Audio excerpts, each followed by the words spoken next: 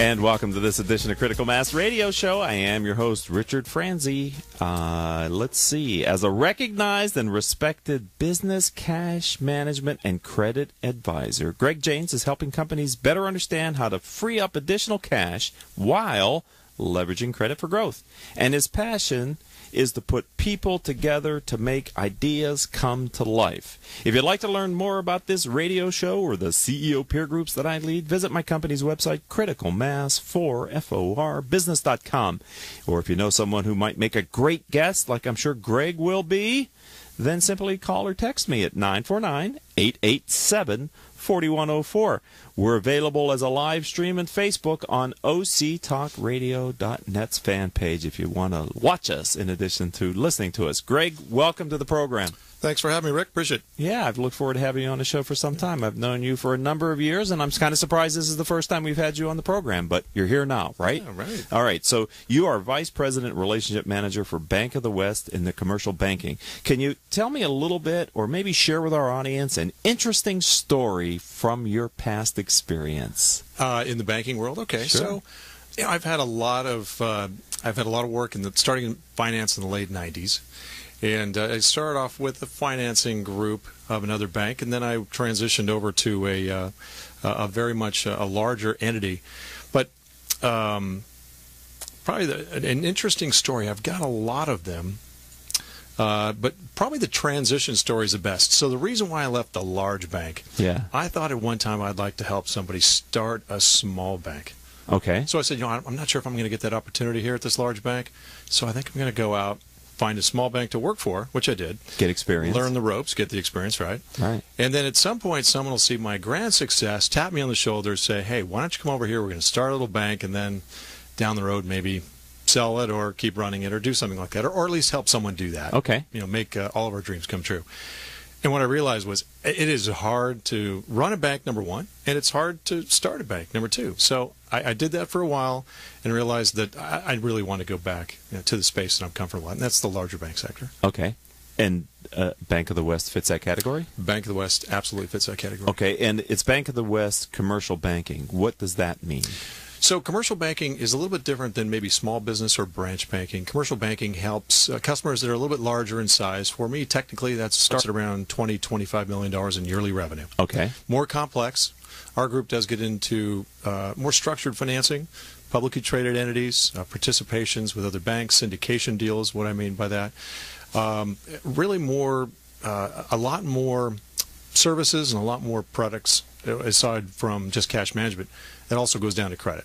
Okay. So the smaller banks definitely play a part, and the smaller banking units within large banks play a part. It just depends on what size revenue your business is, and I'd say ask your banker, am I the right fit? Am I in the right bank? Right. So you said the floor is kind of $20 million. Is there a ceiling for commercial banking? No, there is not. Okay. All right. So you have clients across that portfolio spectrum. Right. So we'll have go up to, the ceiling would be roughly $500 million, maybe $1 billion. Okay. Yeah. All right. And why do you like that space?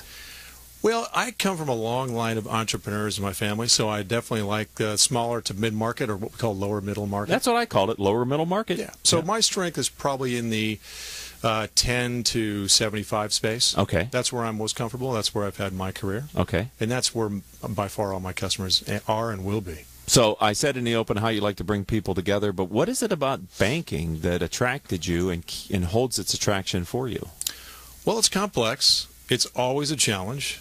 Every day is something different. Every time you talk to a new business owner, it's a different business. It's a different way of doing something. It's a different way of making money.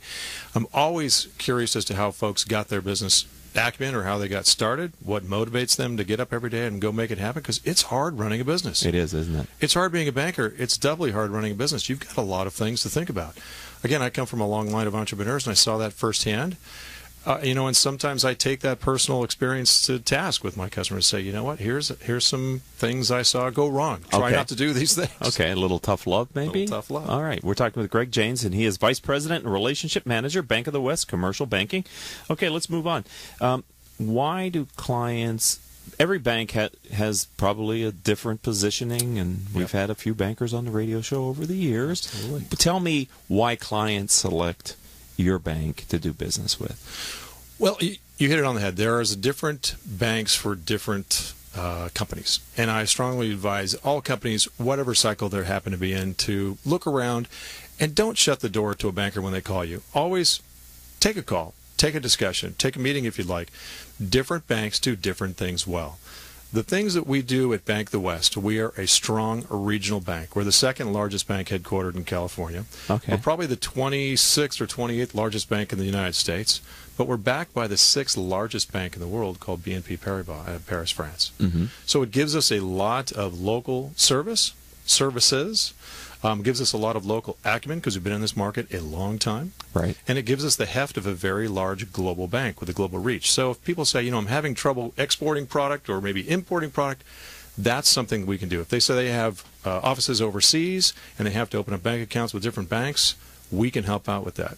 We've got a lot of initiative within the bank to really help customers that either are headquartered or owned by an overseas parent or are headquartered here in the United States and have offices overseas. So you might have heard a bit of the interview we did with the previous guest today on an earlier podcast, which was about digital marketing, and he was very clear about knowing who your core market is, what your niche is, and my sense is you just gave us a very good description of the type of companies that fit the niche that get the most value from doing business with you and the Bank of the West. Right. So my niche, just to narrow it down, my niche is basically entrepreneurial, privately owned companies who are growing. I don't do a lot of startups, but who are growing rapidly and need maybe an upgrade from a smaller bank who might be more expensive, or perhaps even down from a very large bank where they might be just considered a number. I don't know if that's a good way to put it. Okay. We give a lot of good service. The people who run our group have been in this office in Orange County for a very long time. So the banking industry is huge, but the banking marketplace can be, I think you guys know each other, right? There's a lot of cross-pollination. Exactly. Yes. So your brand is important to maintain the integrity and the quality of your brand, and absolutely. And you sort of know the people who you're going to work with because you've seen them in the marketplace, right? Absolutely. Okay, so you knew Bank of the West before you joined the organization. I always knew of them. I had a lot of respect for Bank of the West from years past. Great. When an opportunity came to join Bank of the West, I jumped at it. There you go. All right, we're talking with Greg James, who's the Vice President and Relationship Manager for Bank of the West in the commercial banking. I know that you've also done some work with ESOP companies. Can you talk a little bit about, and maybe help our audience, share the special needs of employee-owned firms and how Bank of the West and you in particular might be able to help them? Sure. So my experience is limited in ESOPs. The last two places I was at, I didn't have the opportunity to do that. Okay. But my network is strong in that market. Okay. So when I arrived at Bank of the West in our commercial group, there are a few instances where we have ESOPs as customers and have converted privately owned companies to ESOPs and have managed them currently. Okay. So there are a lot of things to consider. There's, for the CEO, thinking about maybe transitioning, but they still want to be head of the table, right? Or the owner who says, I want to retire now or someplace. An ESOP, or particularly a partial ESOP, is a great way to go. There's a lot of things, though, to consider if you want to go down that route. And one of them might be something that might impinge that. And there's a lot more employee involvement. Yes. Employees get more say, as they should, because they are part owners. Owners, right. Okay? There are, if you're thinking about selling the business outright to maybe a strategic buyer or doing an ESOP, you're probably going to see a lower valuation of your business through an ESOP, but that is backed up by the tax advantages of the ESOP. So you might think, okay, the value of the business is less, but the tax advantages for both the business and the owner, whether it's partial or full ESOP participation from the founder, really offsets that lower value. Right. A couple things to consider when you do get into an ESOP. You really want, it's designed really for, to back it up, a long-term growth company. Stable management, stable growth, stable profits. It's not really designed for a startup who's going to be around for 2 years and then do an ESOP. The banks really want to see, okay, can we make this happen? Can the financials support this this ESOP funding that we're doing, or another funding source? It's complex. ESOPs, getting into an ESOP can be complex, and it can be taxing to an owner who's not familiar with that type of setup. That's why you really do want to have a good CPA on hand. You want to have a good ESOP consultant, good law firm, good bank, the whole 9 yards. It can be costly. So minimum setup to get into and understand the ESOP and get your ESOP plan in place could be $40,000 and go from there on up to several $100,000. Right. So it's complex. It can be expensive. You might lose a little bit of your kingdom. But in the end, if you're planning on doing a transition anyway, this is a great way to do it either all at once or maybe through a slow or maybe even not a full transition. There are ESOPs out there that the owner still controls 60% decades later. Right. Employees are happy, owners happy, everybody gets together and makes things happen. If you have an ESOP ownership structure, your employees are going to be way more involved. Right. And maybe that leads to an engaged workforce. An engaged workforce is always a better Which is workforce. awesome. Awesome. Okay. We're talking with Greg Janes, and we're going to take our first and only commercial break here on Critical Mass Radio Show and Podcast. It's literally just, 60 seconds, something from me, one of the products or services I do, and I really would like you to listen to it because it's important, and I'm sure you'll see value in it. And when we come back, I'm going to ask Greg to talk about what methods firms can use to make sure they're maximizing their additional cash as well as leveraging that for growth through credit. So we're going to talk about that, okay? Sounds great. That's what we said in the tease in the open, so we'll do that in the second block here on Critical Mass Radio Show and Podcast. Don't go anywhere. We'll be right back after this word from me. Okay. Richard Franzi is the author of 2 popular business books for CEOs. His first book, Critical Mass, The 10 Explosive Powers of CEO Peer Groups, was the first book ever written on the secret value of CEO peer groups. His second book, now with newly updated information, is Critical Mass, The Power of CEO Guiding Principles. Richard's books contain powerful information to help CEOs running middle-market companies gain valuable insight to improve their decision-making skills. Richard's books are available as paperbacks or Kindle versions from Amazon.com. To find them, type Richard Franzi in the search box. Welcome back to this edition of Critical Mass Radio Show and Podcast, and I am your host, Richard Franzi. All of our shows can be heard any time of day or night on iTunes, Stitcher, Spreaker, several hundred former guest websites whose CEOs have appeared on our radio show. Since we started our show in 2009, our show's reached several 100,000 listeners through this live stream on octalkradio.net, our Facebook Live on octalkradio.net's fan page, as well as the podcast that we'll be pushing out on the various platforms tomorrow. Simply type in these 4 words, Critical Mass Radio Show, in your favorite podcasting software to find our weekly shows and hopefully become a regular listener. All right, we're talking with Greg Janes. He is the Vice President, Relationship Manager for Bank of the West Commercial Banking Group. Before the break, I said I was going to ask you to talk about what methods firms can use to make sure they're maximizing their additional cash and they're also leveraging their credit for growth. That seems like a simple question, but not a simple answer. So I always suggest, obviously, to businesses, know your business, stay ahead of the curve. And by that means, you got to have a good CPA. You have a good foundation for consultation, both your banker, your CPA, a good lawyer.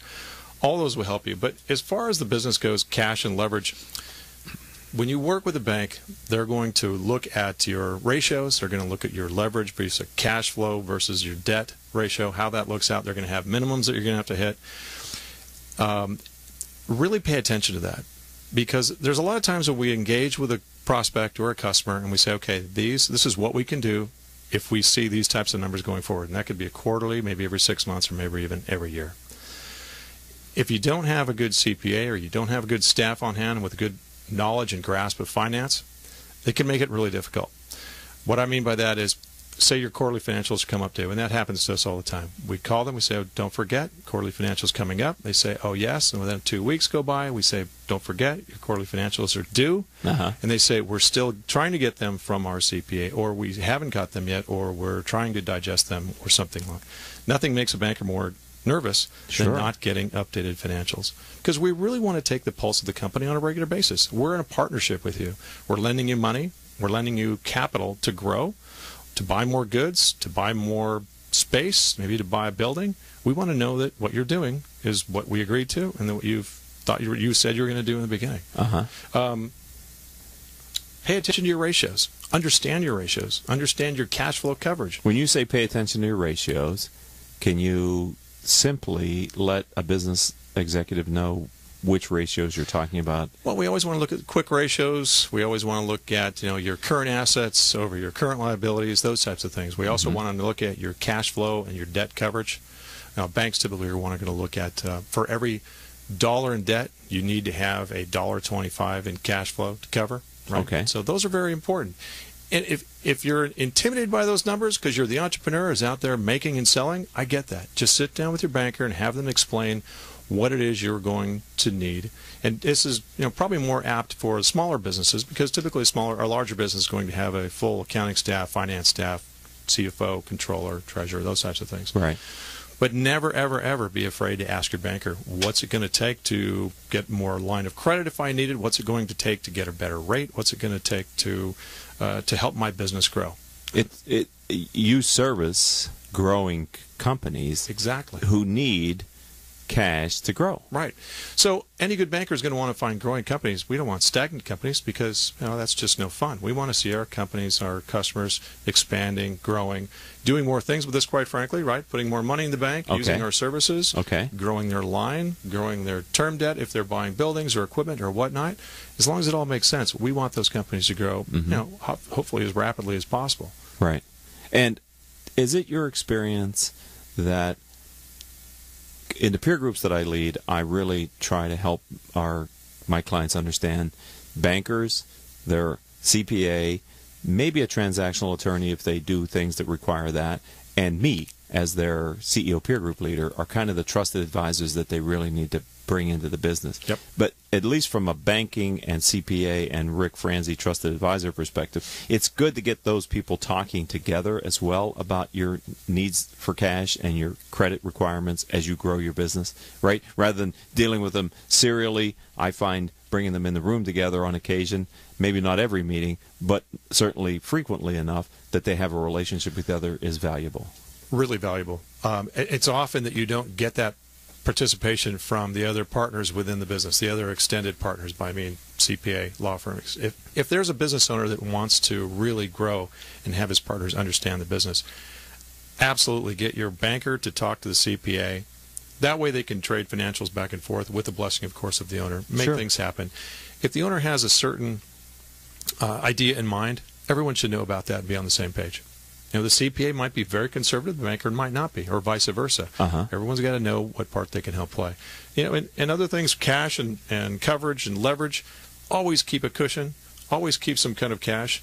Make it worthwhile for the bank to want to do business with you. If you're growing beyond your means, hopefully a good banker will tell you so and limit you. That doesn't mean you should go shopping around for a better bank, because what you're going to find is you're going to be more levered, and your rate's going to be higher. And your debt's going to be more expensive. It's just going to be more expensive to grow. Now, that's okay if you have a really fast growth market and you want to lever up. But for most of my customers who are really good, solid, growing, but reasonable growth, make sure your banker's in play. Perfect. All right, we're talking with Greg Janes, and he is the Vice President, Relationship Manager for Bank of the West Commercial Banking Group. One of the things I wanted to ask you, and because I'd like to, we have just a few minutes left here on the radio program, but what's your bank's view or your view and opinion of the economic outlook for the balance of this year? Here we are almost at the middle of 2017. Yeah. What are you hearing? Because you get to see so many companies. I think you get a good cross-section for what's really going on the street. Right. Well, that's a discussion you kind of have every day with your network partners out there. How are you doing? What's going on? What do you see? Of course, I do participate, or not participate, but I do go to a lot of economic forums, Chapman Forum, Doty, all those. And I think what we anticipated in 2017 versus 16 was probably a little bit more volume, probably a little bit more business activity across the board in the United States. I do see we're seeing that in certain sectors, but other sectors are kind of slowing down. I mean, transportation is slowing down a little bit. It was hurt last year with the Chinese crisis. It's kind of spilled over into this year. Restaurants, some restaurants are doing great, but a lot of restaurant chains are doing flat business. So it's kind of stagnant. As far as investment, as far as real estate goes, which is a big lifeblood of the Orange County market, by the way, as you know, I think there's a big wild card in the political spectrum right now. No one really knows what tax changes are coming up. Nobody knows really where to play that deck. So I think a lot of people are sitting back and waiting for maybe the political winds to blow one straight direction for a set amount of time. And in real estate especially, that's true. Okay. So thank you for that. If someone would like to learn more about what you're doing as a relationship manager or the role that Bank of the West might help them with, where do you suggest they go online to learn more about Greg Janes or the brand and bank that you work for? You bet. Well, they can always start with bankofthewest.com. That'll give them all kinds of opportunities to look at the kind of things that we do. We have a personal, small business, commercial banking sectors on there. They can just click on the tabs. For me personally, I've got an email address, and of course, I've got an office phone and a cell phone. If you want me to give that out, yeah, sure. What the hell? I'm always available on my cell phone, Rick. 949-439-9190. My email is gregory.janes, and that's with an N, as in Nancy, ES @bankofthewest.com. Well, thank you for being a guest on the program today, a part of the Critical Mass community, a friend of the program. I've enjoyed this conversation. Thank you, Greg Janes. Me too. Thanks, Rick. All right, ladies and gentlemen, that's going to wrap up this episode of Critical Mass Radio Show and Podcast. I'd like to thank our engineer for today, Paul Roberts. Our producers are Crystal Nunley, Joan Park, and Haley Stern. I'm your host, Richard Franzi. If you would like to learn more about the radio show or the CEO peer groups that I lead, visit criticalmass4business.com. And until the next show, I hope all of your business decisions will move your company in a positive direction.